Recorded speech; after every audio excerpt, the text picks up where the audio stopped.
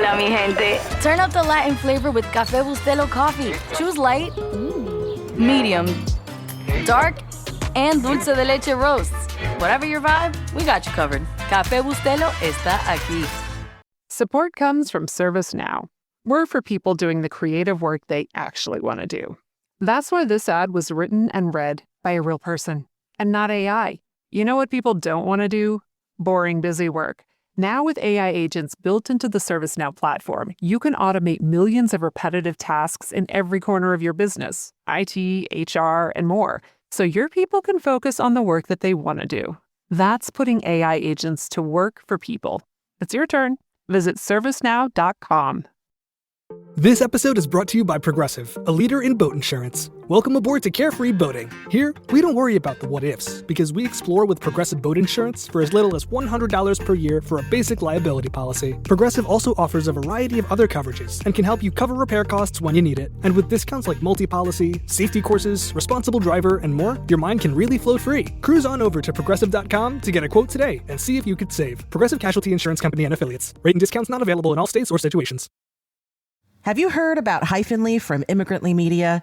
It's a curated roundup of books, articles, music, podcasts, and other interesting things we think you'll love, delivered straight to your inbox.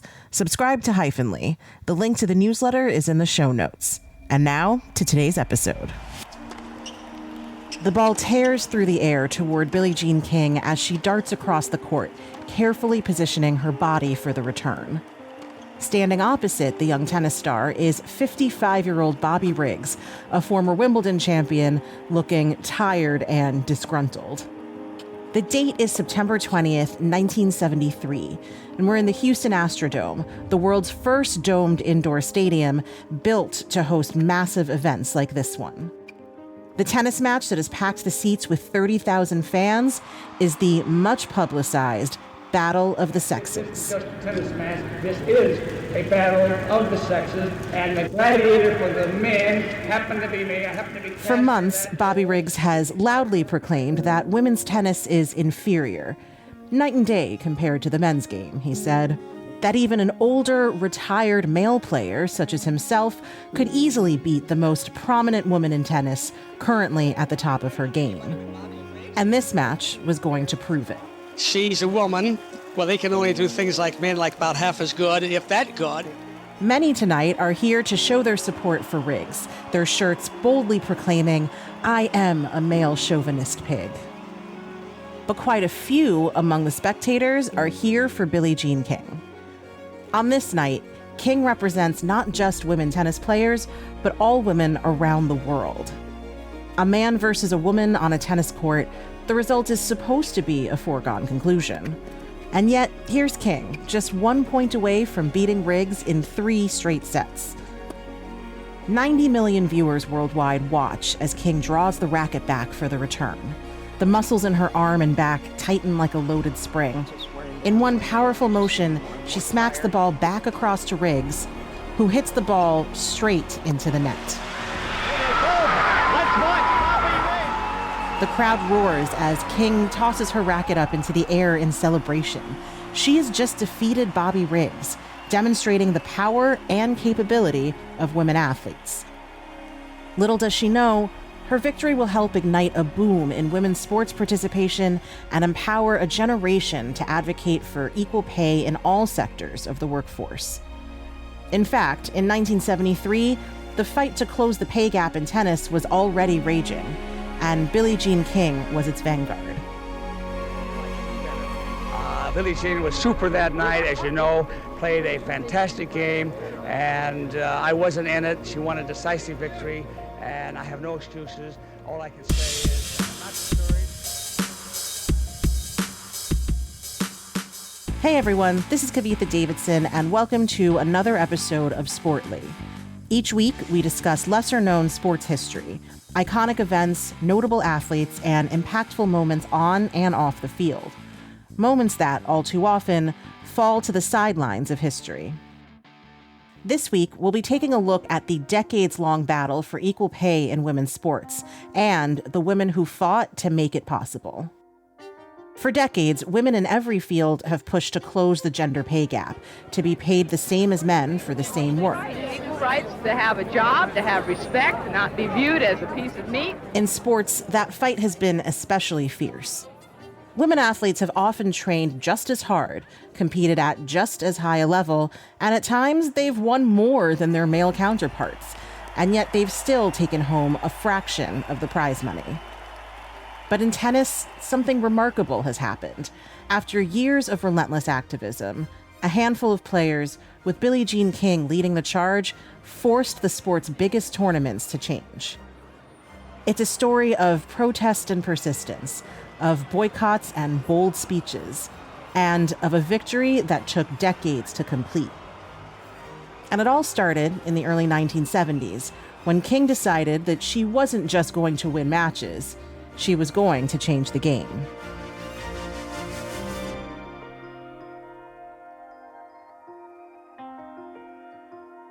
During the early 20th century, women's involvement in sports was, limited. Women's athletic competitions were seen as scandalous and inappropriate. In short, it was socially unacceptable, and some even felt it was biologically improper. Male sports executives thought that the physical exertion of playing sports affected a woman's fertility. But as the years progressed, so too did women's athletics.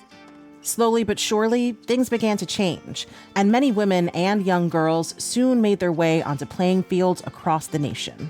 Billie Jean King was once one of these young girls. She first began playing tennis at the age of 11, immediately falling in love with the sport. And she was just 12 when she first encountered gender inequality on the court. While participating in a Los Angeles tennis club tournament, she was barred from partaking in a group photo because she was wearing shorts instead of the traditional girls' tennis skirt. As she continued into her career, she noticed that these inequities extended far beyond gendered dress codes. When she won her third Wimbledon title in 1968, King was awarded just 750 pounds. She realized it was less than half of the 2,000 pounds awarded to the men's champion. As she later told PBS, the difference had come as a surprise. And so, King began her relentless campaign for equal prize money in women's tennis. In 1970, she and 8 other women players signed a $1 contract to join the Virginia Slims circuit, founded by seasoned player and women's advocate Gladys Heldman. The group would later come to be known as the Original Nine. The tour was created in response to the United States Lawn Tennis Association's unequal treatment of women on the court. It was intended to provide a platform for women players to compete and earn equal prize money. In 1971, the inaugural circuit began, holding matches in 19 cities across the nation, from Las Vegas, Nevada to Chattanooga, Tennessee. That very same year, after dominating the circuit, King became the first woman athlete to earn over $100,000 in prize money. And yet, when she won the women's singles title at the US Open in 1972, she received just $10,000, $15,000 less than the men's singles winner. King had had enough. In her victory speech, she demanded that the tournament make men's and women's prize money equal. She even went so far as to assert that if the winnings weren't equal the following year, she would boycott the tournament, and other women players would follow. She later described that moment to PBS NewsHour. I just remember sitting in the media conference after I'd won. I don't know what came over me, but inside my heart and soul said, I don't think we'll be back next year unless we have equal prize money. And I said it very quietly. I'm not ranting and raving. And the media goes, what? And I said, I haven't talked to the women yet about it, but I'm pretty sure that they'll go along with it. It was a big move, but King wasn't done. She began personally looking for a sponsor to secure additional prize money for women players at the US Open. In June of 1973, she founded the WTA, the Women's Tennis Association, further strengthening her bargaining power. And her relentless efforts paid off. On July 19, 1973, Band Deodorant, a subsidiary of Bristol-Myers, announced that it would add $55,000 in sponsorship to the prize money for the US Open. This effectively boosted the total women's winnings to $95,000, the same as the men. The sponsorship occurred just in time for the tournament in August, the last Grand Slam of the calendar year. And that summer, the U.S. Open became the first major to offer equal prize money to both men and women. Later that year, the campaign for equal pay gained international attention when King accepted a challenge from self-proclaimed male chauvinist and retired tennis player Bobby Riggs. Riggs had a habit of frequently disparaging women. As he told Johnny Carson in 1973, I really think the best way to handle the women is to keep them pregnant and therefore... This way, they don't worry about getting out in the men's world and competing for jobs and trying to get equal money and all that baloney. And the male is king, the male is supreme, and the women should know that. Yep, he was a charming man, that Bobby. Riggs was particularly keen to put down women's tennis, asserting that women athletes were simply inferior to the men. And he set out to prove this point by throwing out a challenge. He boldly claimed that even at the age of 55, well past his tennis prime, he could easily beat top young women players. In May 1973, Riggs defeated Australian player Margaret Court in the first Battle of the Sexes. There it is. Bobby Riggs wins 6-2. Billie Jean King had previously rejected his challenge, knowing that the man just wanted a spectacle that would win him a big payday. But with Court's defeat, she knew she had to step up. As soon as I heard that she lost, I go, I'm going to have to play him now. That's exactly what I said. I'm going to have to play him now. That was King in an interview with Graham Bensinger. I had to turn people's thoughts around about us, that they had to think that we can do things, that we can actually walk and chew gum at the same time. And I wanted to make sure the tour continued. And I knew we were going to get humongous exposure. I knew it was going to just touch the hearts and minds. I knew people were going to go crazy. On September 20th, 1973, less than 2 weeks after the U.S. Open first offered equal prize money, King and Riggs faced off in the second Battle of the Sexes. King was nervous, but ready. She had come prepared with a game plan. In the beginning, I was going to play my game. I was going to serve volley. I was going to be real aggressive. But what I decided to do was going to hit the ball. I was going to hit the ball slowly as I could, as softly as I could, and then I was going to run him at least 5 points. Whether I won or lost the point didn't matter. I was going to run him into the ground.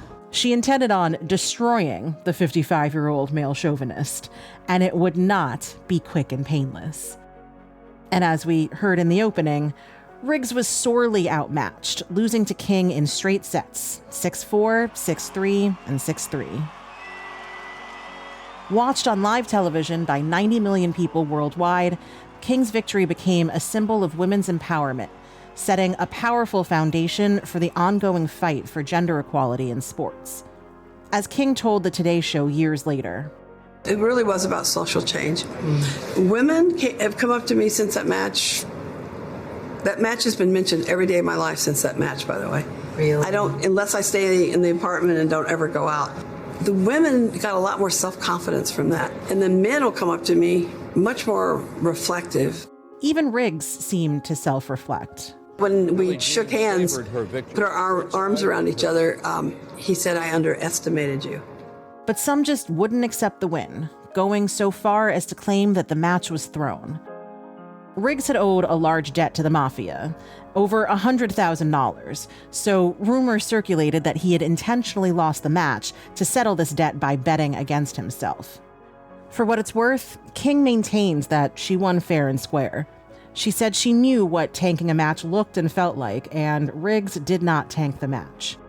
At the end of the day, in just 2 hours and 4 minutes, King had amazed millions with her undeniable athletic prowess, proving the sexist wrong, shifting perspectives, and showing that change was in fact possible. Subsequent generations of athletes and activists have followed in King's footsteps, fighting to close the gender pay gap once and for all. Most famously taking up the mantle for equal pay, Venus Williams. Williams has played a pivotal role in pushing for equal prize money across all the Grand Slams.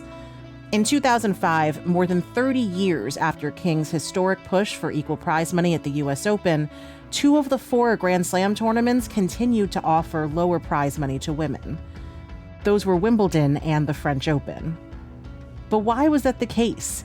Given the continued advancement of women's rights, why were women tennis players still making less? The primary argument against equal pay is that women play fewer sets in major tournaments. While male players play a best of 5, the women's matches are best of 3.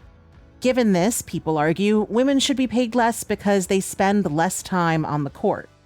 But this argument doesn't really make any sense. For starters, players are not paid on an hourly salaried rate. This is set prize money, so time really shouldn't be a factor in earnings. And of course, match length always varies, and some women's games actually run longer than men's, yet the prize money remains the same.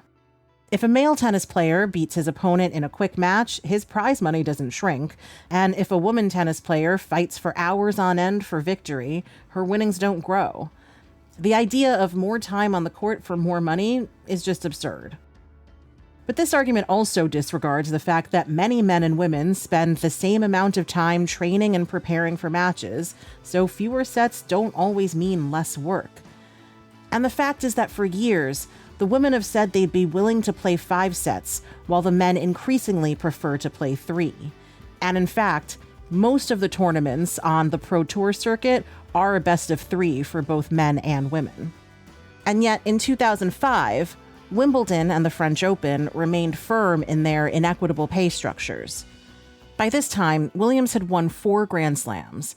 She had been named world number 1 a few years prior, holding the title for a total of 11 weeks. The 25-year-old had more than made a name for herself.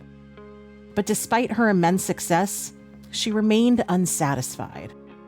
She was, quite frankly, sick and tired of both Wimbledon and the French Open treating her as less than her male peers. As she later told CBS Mornings. And I also went through that kind of same inequity as well on the tennis courts when I got to the Grand Slams. You imagine arriving to Wimbledon and you're not paid the same as men. Yeah. And she intended to do something about it. That year, Williams met with French Open officials to discuss the gender pay gap. And on July 1st, she tried an even bigger move. At the International Tennis Federation's annual Grand Slam committee meeting, Williams made an unexpected appearance. She had come to address the committee. Once given the floor, she asked everyone to close their eyes. And with their eyes closed, she pointed out, none of them knew whether the person next to them was a man or a woman. And yet, everyone's hearts beat the same way. Would they want their daughters, sisters, mothers, wives to be paid less? The speech was powerful, hitting home for many of the people in the room. As former WTA chairman Larry Scott later said, quote, "It was one of the most stunning, poignant, powerful moments I've ever experienced in a business meeting." And the following day, Williams went on to win the Wimbledon women's final, where she received £30,000 less than her male counterpart. But the young tennis star's speech did have an impact. The next year, in 2006, the French Open awarded equal prize money to both the men's and women's singles champions. In 2007, they extended this equal format to all rounds of the tournament and included doubles matches. After that announcement, French Tennis Federation President Christian Biem directly credited Williams' speech with helping to usher in change. Quote, "It is the right recognition of the place and quality of women's tennis, as Venus Williams remarkably underlined in a speech to which I was particularly sensitive," he said. And yet, for Wimbledon, Williams' speech wasn't quite enough. While the tournament did raise the total women's championship purse the following year, the prize money still remained lower than the men's. Needless to say, Williams was outraged. On June 26, 2006, she wrote an impassioned op-ed in the Times of London. And its headline read, "Wimbledon has sent me a message. I'm only a second-class champion." In the op-ed, Williams mercilessly criticized the tournament with powerful questions like, how can it be that Wimbledon finds itself on the wrong side of history? She argued that the tournament's stance devalued the principle of meritocracy, diminishing the hard work of each and every one of its women participants. The message I like to convey to women and girls across the globe is that there is no glass ceiling, she wrote. My fear is that Wimbledon is loudly and clearly sending the opposite message. 128 men and 128 women compete in the singles main draw at Wimbledon. The All England Club is saying that the accomplishments of the 128 women are worth less than those of the 128 men. She ended with a potent sentiment drawing on the foundational work of Billie Jean King. And she wrote, quote, I intend to keep doing everything I can until Billie Jean's original dream of equality is made real. It's a shame that the name of the greatest tournament in tennis, an event that should be a positive symbol for the sport, is tarnished. Her powerful words cut deep and were impossible to ignore. And in 2007, Wimbledon finally agreed to award equal prize money. Fittingly, Williams won the tournament that year and became the first ever women champion to be paid the same as the men's winner at Wimbledon. Later, she told CBS Mornings, Yeah, there was some sort of sweet irony to that when that year that we finally got that equal prize money. And the fight is so important. It's important to celebrate progress. It's important to recognize where we've come from. It's important to reaffirm that commitment to making sure that women have these equal opportunities. After almost 4 decades of hard work and advocacy, women now receive equal pay in all 4 Grand Slam tennis tournaments.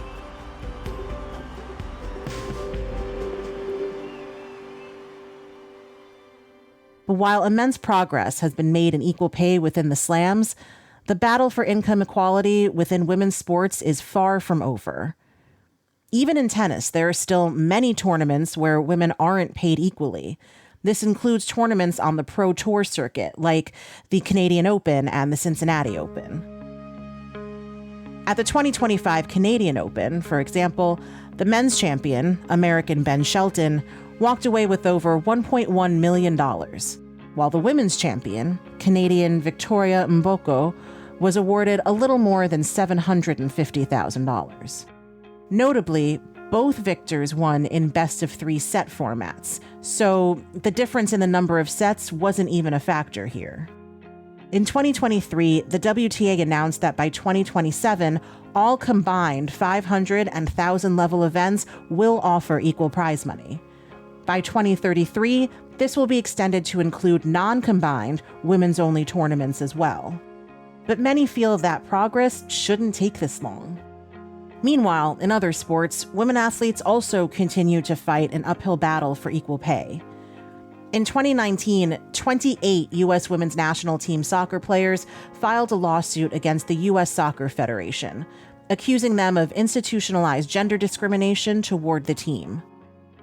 The team alleged that their players were consistently paid less than members of the men's national team, despite their far superior levels of performance and competitive success. In an interview with the Today Show, American player Carly Lloyd explained that we've proven our worth over the years, just coming off of a World Cup win, and the pay disparity between the men and women is just too large, and we want to continue to fight. The generation of players before us fought, and now it's our job to keep on fighting. While the women's team has won 4 World Cups and 5 Olympic gold medals, the men's team's achievements are nowhere close, with not a single World Cup or Olympic gold medal under their belts. In 2018, the men's team didn't even qualify for the World Cup, while the women went on to win their 4th. And yet, when the lawsuit was filed, just making a World Cup team would have netted a men's player $67,000, while women players would have received $37,500 for the same accomplishment. And if the men's team had won a World Cup, each player would have received almost $300,000 more than the women. And of course, the U.S. men have never even come close to winning a World Cup. So, the women's national team sued the U.S. Soccer Federation for $66.7 million. In May 2020, the equal pay claims were dismissed based on the judge's finding that the women were actually paid more per game than their male peers. Now, this was a result of differences in the compensation structure between the men's and women's teams. 16 of the women's players were signed to a flat annual salary of $100,000, which they received regardless of whether or not they played. Conversely, the men's pay was tied directly to their participation in games rather than a set annual salary. Male players relied heavily on large bonuses, which are known to have significantly exceeded that of the women. And so while the women may have technically made more per game, they made far less on the whole as a result of inequities in bonus payments. But while the equal pay claims were dismissed, the working conditions claims were not. And in February of 2022, the suit was ultimately settled for $24 million and an agreement guaranteeing the women's team identical pay and bonuses to the men. However, given their massive legal fees and a settlement that was more than $40 million less than what they asked for, some questioned whether the team was adequately compensated for the discrimination they faced. Not to mention, the dismissal of the equal pay claims felt like somewhat of a loss in itself, dampening the win. Now, if you found the difference in pay in soccer surprising, let's talk a little bit about what's still going on in basketball. The top salary in the WNBA this year is around $250,000. Meanwhile, in the NBA, the maximum salary a player could earn was around $54 million this past season. The average WNBA player makes $102,000, while the average NBA player makes around $13 million. Players have begun to speak out against pay inequity. At the 2025 WNBA All-Star Game in July, players wore warm-up shirts that read, "Pay us what you owe us." But here, we have to understand how basketball salaries work. While the numbers seem staggeringly different, the absolute dollar amount is not actually the issue here. Salaries in both leagues are set in their collective bargaining agreements, negotiated between the league and the players' union. That actual dollar amount is determined as a percentage of revenue, known as basketball-related income, or BRI. You see, NBA players receive close to 50% of BRI, but in their agreement, WNBA players only receive around 20 to 25% of BRI. So when the women are demanding to be paid what they're owed, they're not at all saying that they should make the same amount as the men. They understand the business better than anybody, and they certainly understand that while the WNBA is on an incredible growth trajectory, they still don't pull in nearly as much revenue as the NBA. Instead, they're asking to be paid their fair share of revenue, closer to the 50% that the men in the NBA make. The WNBA Players Union is currently in negotiation for a new CBA with the league, in the hopes to change the salary structure to better compensate players and account for the league's continued growth. So why is it that women athletes continue to make so much less than male athletes? The most common argument is that men's sports simply earn more money through ticket sales, higher viewership, sponsorships, broadcasting rights, and endorsements. And that is often true. For example, the broadcast rights for the 2023 Women's World Cup were valued at somewhere between $1 to $10 million, while the Men's World Cup was worth about $100 to $200 million. And in 2020, women's sports received less than 1% of sponsorship money and a mere 2 to 4% of media coverage. But events like the Women's World Cup and the WNBA playoffs prove that, given proper exposure, women can attract a huge audience. Over recent seasons, both attendance and viewership of WNBA games has skyrocketed, reaching an all-time high. In the 2024 season, the league reached a total of 54 million viewers across broadcasting networks, breaking their viewership record. In short, the investment matters. Men's sports and their athletes have benefited from decades of private investment and public subsidy. Women's leagues are comparatively younger and continue to fight not just market forces, but societal notions about the very legitimacy of women's sports. If women athletes aren't given the opportunity to prove themselves on a national stage with proper exposure, economic support, marketing, and media attention, it's pretty obvious that they're going to bring in less money. And you're doing the sport a disservice if you're paying women so little that they have to take up second jobs, or, in the case of some WNBA players, play overseas during the off-season. The road to equal pay in sports has been, and will likely continue to be, long and treacherous. But many women have shown that they are willing to walk its winding path and put in the painstaking work required to produce real change. Billie Jean King and Venus Williams laid the foundation. Now, a new generation of women athletes continues to build on that progress.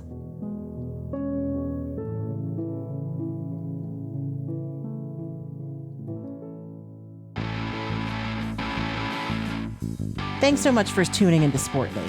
Tune in next week and every week after as we dive into another great story. And if you've got thoughts or suggestions for a topic you'd like me to cover, I'd love to hear from you. Feel free to email me at kavitha@immigrantlypod.com. And if typing a long email isn't your thing, record and attach a voice memo to your email. Sportly is an Immigrantly Media production. This episode was produced by Paroma Chakravarti. Our executive producer is Sadia Khan. Written by Emmanuel Monahan and me, Kavitha Davidson. Fact-checked by Joseph Ruelas. Our sound designer and editor is Paroma Chakravarti. Our theme music was created by Simon Hutchinson. Other music by Epidemic Sound. Tune back in next week and every week after for more Sportly.